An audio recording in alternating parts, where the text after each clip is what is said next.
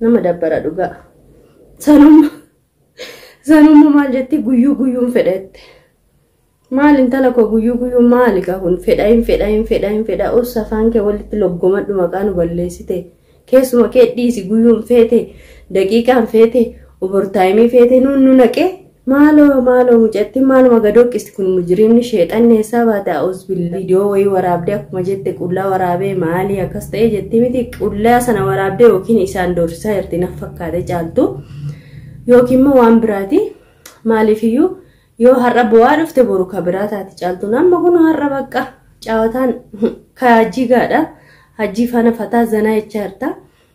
Oma jechuun miti garuu hajjii faana wallahi fataa zanaa jechuun kee baay'ee nama ajaa'ibu maaliif yoo jette jaarsa kee halaalaati garuu immoo akkuma isiniin jedhe ulaa qaqqabuu yaala ulaa qaqqabdan immoo hin dagatiina abdiin illee akka gaafa duraa sana deebi'uu baannaan viidiyoon takkittiin hin jiru jennee gaaf duraarraa ittiin ammas deebistee viidiyoo biraa immoo waraabdee qullaa asishiin baasuu baannaan magartuu maal jettee ati sabkee bar jedha. Kanuma bichaa naa qabadhaa isin jechuu barbaada. Qawsiin jaartiin hajji har'ammoo maal manuuf ittee dhufte waan ajaa'ibaati. Wayyaa rabbi yaadna baasi. Kan Yemen keessatti nu hafe egaa dhirsaaf niitii wajjin ciisuudhaan hun jettanii mitiiree isinuu kun wanti isin jettan egaa oollee ol ba'e. Namtittuma akkamii kana ganaa waan biraallee nuuf iddi ganaa waan biraa kun akka sheexanaa luuxxee mee. Dhirsaaf niitii irratti maal akka dalagdu ani hin beeku waan ishiin gochuu barbaaddes waan ishiin kana gochuuf dhuftes ani hin beekne dhugaa na ajaa'ibeen kolfeen baay'ee kolfe dhugaa waaqa jechuudha. Assalaamu alaykum ashama harka fuunee kabajamtootaa hordoftoota waan koshoo jirra jirtu bakka jirtanitti nageenya keessanaa qaqqabachaa. Egaa akkuma isiniin jedhe dukkana keessatti kaameraa dhoksite yookiin isaan waraabuuf deemti ta'e yookiin waa yaadde ta'e garuu anna dhibe waan ishiin gochuuf yaadde jechuudha. Asirratti garuu osoo itti buhaarra osoo itti kolfinullee dogoggorri hajjiif caaltu birallee ni jira jechuudha. Dhugaadha dhirsaaf niitiidha. Homaa rakkoo qabu jechuudha. Garuu maali ulaa yoo qollofattanii uummata keenya eebiidha dhugaa nama dabbara. Anillee waan baay'ee asirratti jechuun barbaadu osoo waan biraa keessa jirtanii osoo miira biraa keessa galtanii jiraattaniillee namtittii waan sinsattartu miti dhugaa dubbatuuf osoo iyyuu waan biraa dalaganii osoo iyyuu waan biraa godhanii osoo akka intala namaatti yaadde yaa'u akka xiqquma yaanii dubartii waan taateef satrii jedhamu sana osoo beekte namatti tola tureeyyuu yaa'u akkuma isiniin jedhe dogoggorri simbirallee ni jira yaa'u uummanni wal yaadee jira jechuudha yaa'u hajjiin illee ammaaf waan beeku mitiiree caaltuun miira addaa keessa galuun ooltu jechuudha jaarsa kiyya yoo fedhe gaaf fedheen fedha gaaf hin feeneen fedhuu jette dhugaa keeti garuu yoo waa gootan egaa xiqqooshi cuccufaa barrii isiniin jechuu barbaada asirratti innaa ogummoo karaa dhugaatti dhufnu namtittiin kun wallaahi ofirraa hari'aa teessee jala hajjii jala teessee nyaa'u akka jettu caaltuuni namtittumaati dhooftee galaafattu maaloo akka kunu mee maaluma siyaaf intalitti kana biratti a'uuzbillaa wallaahi ani mucattiin kun nagaa mataan nagaan qabu ishillee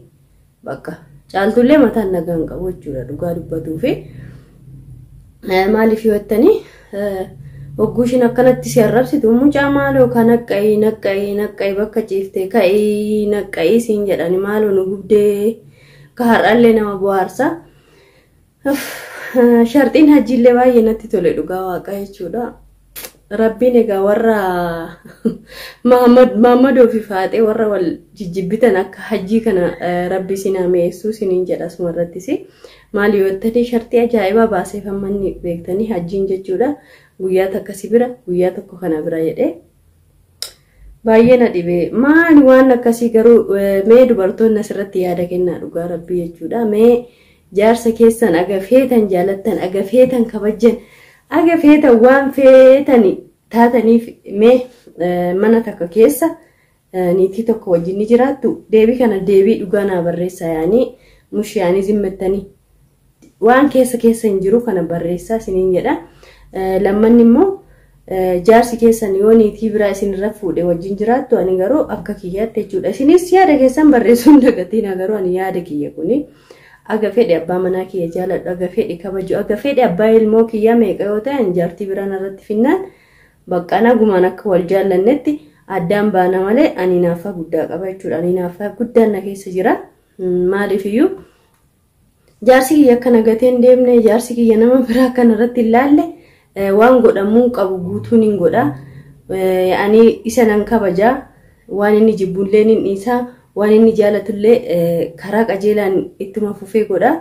Kana guutuurra darbeen anarratti nama biraa fedha taanaan rakkoo tokkollee hin qabu bas addaan baa jechuudha. Onnee caaltuu kana xiqqoo soo rabbinaa kennaan obsan qabu dhugaa. Hobsa jedhamu hin qabu. Mush mana kiyya siree kiyyarraa maraatuun gaala feenxaan abbaa sagalii ciiftee namuma fedhe yoo ta'e wallaahi mataa kana nadhu'a malee ani hin danda'u. Hobsa akkasii siruma naan kennin rabbii jechuudha. Isinillee baay'een keessan jecha kana kiyya kana deeggartu jedhee yaada. Dubartoonni yeroo baay'ee ni inaafna. Namni masaanuu jaalatullee hin jiru yeroo baay'ee. Angaruu akkanatti fakkaatutti caaltuun kunillee akka hajii dhiistu yookiin waatitti godhame malee yesxeenaa adeellam kun waan nagaanatti fakkaatu kun namni sammuu nagaan deeme uzbillaa sheexaan irra jiru nama dabbara dhugaa. Sanumma maal jetti guyyuun fedhette. Maal intala koo guyyuu maali ka kun fedha us afaan kee walitti loggomadhu maqaan balleessite. Keessuma kee dhiisi guyyuun feete daqiiqaan feete overtime feete nu naqee maaloo mucatti maaluma gadooqisti kun mujrimni sheexanne isaa baata uzbillaa. Ani barwarri cinaa taa'ee sagalee shi dhaga'u kun akkuma taa'edhaan asittuu kan telefoonaan dhaga'u kun buuna jedhee mataan. Ani ija kanaatti immoo ati waan ilmoo hajjiillee garaa qabdu natti hin fakkaanne kun akka jedhanitti egaa abdii keenya wajjin ciifte jedhanii kanaan faraduu hin danda'u. Rabbi haa faraduu dhugaaf sobaa ani hin beeku. Asirratti immoo ijoolleen baay'een ammallee abdii kursiinii maaliif deeme mana sanaa maal hojjetaa deeme naan jettanii kana caalanni daa'imas miti kan hin gorsuu fi gorsee aga namni gorsee kaameeraa afootti gorsee sin afootti isin duuballee gorsee waa'ee abdii asirratti kaasuuf hin dhufne garuu immoo isiniifillee asumaan deebii ta'a jedheeni jechuudha. Ofii isaatiin loqolloqame deeme innillee boru yoo laamsha'ee akkuma hajjii kanachitti hodoo jedhaa olee wanti nagalchu tokko ittiin hin jiru.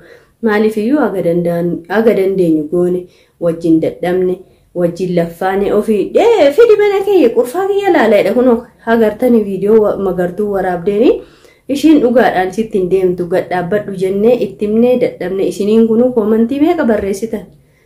Kanaaf iyyuu waan caaltuus nan galchu waan hajjiis nan galchu waan abdiis nan galchu garummaa ani itti dabbarama bakka jechuudha. Akkuma keessan fagoo taa'ee malee awwaan keessa galeeyyuu laaqaa fi laaqii kana caaltuuf hajjii abdii kana xiqqoo nama arsiifadha ture dhimma isaaniiti. Maaliifuu isaan lachuu asiyyoo ittiin lan asiin gannaqanii rabbi isaan eegu malee anima gochuu hin danda'u jechuudha. Abdiin illee akka gaafa duraa sana deebi'uu baannaan viidiyoon takkittiin hin jiru jennee gaaf duraarraa ittiin ammas deebistee viidiyoo biraa immoo waraabdee qullaa asishiin baasuu baannaan magartuu maal jettee ati sabkee bar jedha kanuma bichaa naa qabadhaa isin jechuu barbaada. Kanadha. Kan inni biraa immoo bultuumifillee sagalee ta'ee waan koo sagalee ta'e warreen naan jettaniif immoo bultuun fa'aa ofiif ammallee qilee of naqaa jiran namtichi akka nama waa takka ijallee libsanne akkana ija akkana godhee akkana isaan laalaa jira muudiitti qabataa jira muudii isin qabataa jira namtichi yoo ni dhageessan ta'e jechuudha. Bultuumillee yoo dandeessan achi keessaa cabsitanii ba'uu yaalaa bakka jirtanii kaa'alla waalam nuti hin beeknu isintu beeka. Namtichi amma muudii kana fayyadamee deebisee isin hidhatu fedha hin gowwoomina isin jedha. Wallahi guyyaarraa guyyaa kolfaati fataa jedha isinillee uummata keenya. Gizee hunda iraaruun hin barbaachisu. Maali yoo jettanii amaariffii bultuun wallahi na kolfisiiseedha kan na daranitti waan beekne ni jira jedhanarra. Maal jedhee ችግር መጣለች ችግር ሄደች ችግር ላይ ነው በቃ ማርማ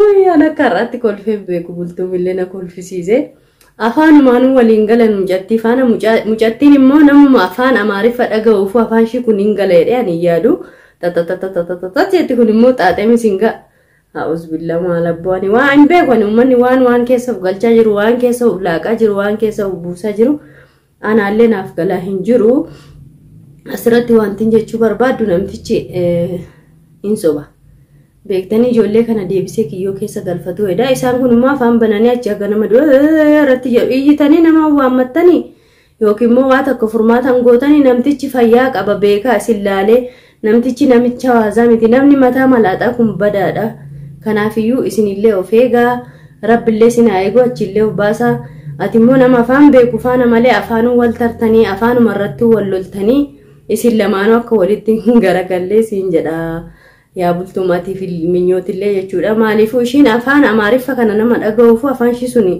yoo sirriitti hintiniin ta'in nama hin galu jechuudha xixixixin ariifatum jettiin akka qawusii kun akka mataan wayii tuqameetti haasofte andas nan jenne haasaan ishii ifa mallee naaf godhaa sirratti jechuudha akkasigaa Nagu ganda warra caaltuu keenyatti deebinummaa akkuma beekamu gaa caaltuu nama ogguun laaluun daa'imallee dagattee jirti jechuudha ammoo bakka fiqirii taphataa jiran irra fiqirii ka jedhan sana beektaniiti. Fiqirii taphachuun bareeda mucattii kee garuu hin dagatiinii yoo intala namaa taate iyyinees lollees dadhabne mee har'ammoo akka qoosaatti illee sitti haa himnu. Namtitti kana ofirraa harii yookiin mana sana bahee jedhe hajjiin kunu sukkaara na fidaa jirtanii isin sharxiin mana kana isin yoo hin ta'in isin lamaan keessaa namni tokko gannarraa ba'aa jedhe amma ati mana kiyyatti situ dhufe shaanxaa malee maal qabda maali si olitti ishiitu jiraataa jira barcaaltu kanallee asirratti illee soo madaallattee bareedadha maaliifiyyuu manni akka waan kan ishii ta'etti gaaffeete ol baatee algaara gaaffeete majlisarra akka feete taati jechuudha. Inna ka jirru biyya Arabaati algaanis oma agasmara waan nama mararu miti majlisni kunis agasmara waan nama mararu miti namni biyya kana miti biyya keenya keessa taa'eeyyuu kana olii godhata. Mana afaanii funyaanii kanarratti waliin nyaatina adda fagaadha jechuu barbaadanii maaliifiyyuu mucattiin hajjiin fuudhe kuni sheexanatti namni waa hima sheexanni waa takkatti mamee beekamu waa beeka si balleessuu fi sitti moruu fi waa takka si godhee si hidhuu malee waa takka bakka siiriidhaan si jaanjessuu malee wanti takka seexanarraan argamu jechaadha mucattiin namtittiin seexanaa irraa fagaadhu wanti ishee hafeen jiru mana sana keessatti caaltu jechuudha amma achi legallegdu deemii poolisatti kenni qabsiisi jenne wanti ta'e maa isin jidduu jira dhugaa dubbatuudhaaf ishii fi si jidduu wanti ta'e jira yookiin maa akkuma jette sana viidiyoo wayii waraabdee akkuma jette qullaa waraabee maali akkas ta'e jetti miti qullaa sana waraabdee yookiin isaan doorsisaa jirti na fakkaate caaltu yookiin maa waan biraati maaliifiyyuu yoo har'a bu'aa dhufte boru ka biraa taati caaltu namma kun har'a bakka Cawataan hajjii gaadha hajjii faana fataa zanaa jechaa jirta oma jechuun miti garuu hajjii faana wallaahi fataa zanaa jechuun kee baay'ee nama ajaa'ibu maaliif yoo jette jaarsa kee halaalaati garuu immoo akkuma isiniin jedhe ulaa qaqqabuu yaala ulaa qaqqabdanii immoo hin dagatiina maaliifuu kunoo qawusiin akkasiin namamu ishiirra tareellee namni biraallee yaa'anii das naman jedhu bichaa bakka. Mira bilaa keessa soo galtanii miskiina hajjiin garuu garaana nyaati wallaahi namni kun edaa akkas ta'a akiiratti akkana maramee oguu ciisu garaana nyaati hajjiin itti aaraa miti ani caaltuma kana soo tumanii tumanillee na jechise na aarsiti caaltu nani ilma himarra guyyaa kolfaati jedhee waan baay'eellee dudubbatuun gaarii miti egaa hordoftootaaf kabajamtoota keenya mee asirratti Sila namni baay'een jaartii hajjii kana siin jibbaa caaltutti illeen aaraa jibbaallee irraan qabdanii mee waangoo kanaa namni jaallattanii lakkoofsa tokko barreessaa lakki waan ko ati nuun taane waan nati qaaqxuu waan man taane jedhemmoo lakkoofsa lama walumaa galatti namni na jibbu lakkoofsa lama barreessaa siliin jechuu barbaada naarraaf xiqqoo bakka sin bohaarsuuf yaalee dhufe malee waa yaadeellee hin dhufne garummoo ni aaraa nama bohaarsuun danda'u waan as keessatti waan magaalaa kana keessa argitanii dhageessanii isin hunduu aartanii kanillee isin daran aaraa jechuudha garummoo alhamdulillah waa takka keessa hin jiru fayyaa qabaa nagaa qabaa ijoolleen kiyyallee fayyaa qabanii alhamdulillah rabbil aalamiin isinillee maashaallah naa jedha du'aayillee naaf godha jireenyi kee akkuma ho'e kana itti fufu rabbiin waan ati yaadde guutuu si baasee magaalaa sheexana kana keessa immoo si haa baasu jedhaati du'aayii naaf godha yoo danda'e yoo dandeessanis ispoonsara naa ta'a isiniin jechuu barbaadas keessa na baasuu fi maal rakkoo qaba namni yaani waan keerii dalagatudha mitiire bakka magaalaa Yemen kana keessa anuma baasuuf ispoonsarri hin dhabamu yimkeen yaani waraqaan hin qaba inshallah beekamu yaani waan rabbinaaf hiruu jechuudha ordoftootuma kiyya keessaa yookiin tokko garaan alaafisata rabbi maaltu beeka waan rabbi hawwii kiyya kuni hundaafiyyuu anillee isin bu'aarsuuf akkuma isiniin jedhe xiqqoommoo bu'aara keessa qoosaa keessa dhugaan ni dhufti ta'a ka jedhamu keessa kiyya jira inshallah biiznillah du'aayi godha sirritti ijji kiyyas abbaa sakkuu malee ilaaliini ijji abbaa sakkuullee ana malee ilaaliini kanuma du'aayi godhadha keessattuu ka isaa kun ilaaliini jedhaati isin du'aayi godha gara dhalaa biraa anuma qofa halaalu hundaafuu bakka rabbi jaala agammaa ganagaan jirra garuu waan akka caaltu faadhumtaan ani bye bye maal godha isuma boo akkana ija deemu malee bae haji maaliin jedhu hundaafuu turtii gaarii isiniif haa ta'u galatoomaa jiraadha